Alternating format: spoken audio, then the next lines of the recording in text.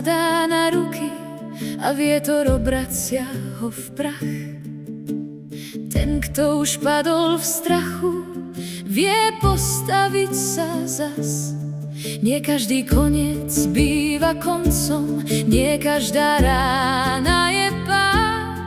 Fénix nesie v hrudi oheň, čo nevychladne nikdy v chlad. Dlhé cesty bez oddychu a dlhé skúšky bez slov.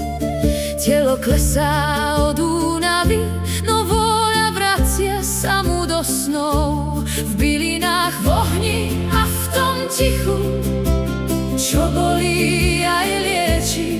Ten, kto má dôvod sa nevzdať, horí mu v srdci plameň väčší.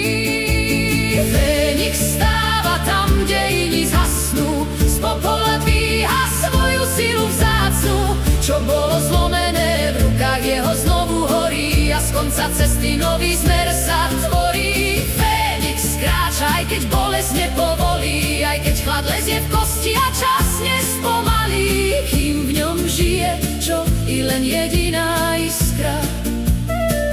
Jeho príbeh nekončí, to každá duša je si istá.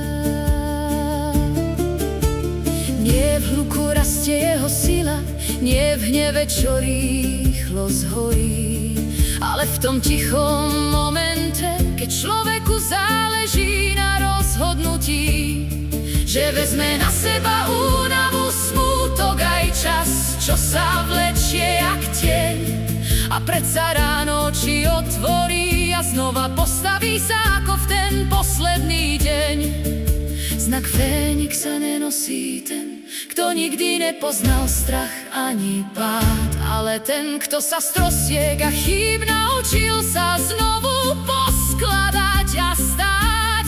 Ten, kto v studenom popole cíti, že pod ním ešte žije žiaľ, a chápe, že koniec jedného príbehu vie byť začiatok ďalších ako dár. Fénix stáva tam, kde iní zhasnú, z popola dvíha svoju silu vzácnu.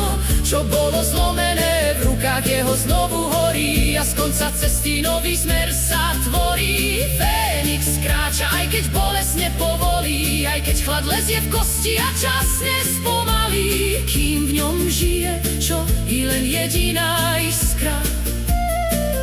Jeho príbeh nekončí, to každá duša je si istá.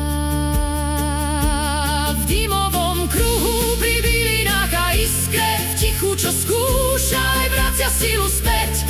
Učí sa človek, že nie všetko, čo zhorí, je mŕtve. Niekedy práve tam začína nový svet. Popol sa dá na ruky a vietor obracia ho v prach. Fénix narovná plecia a nemá pritom strach, lebo ten, kto nosí jeho znak, už dobre vie, že aj z poslednej iskry môže plameň rozhorieť.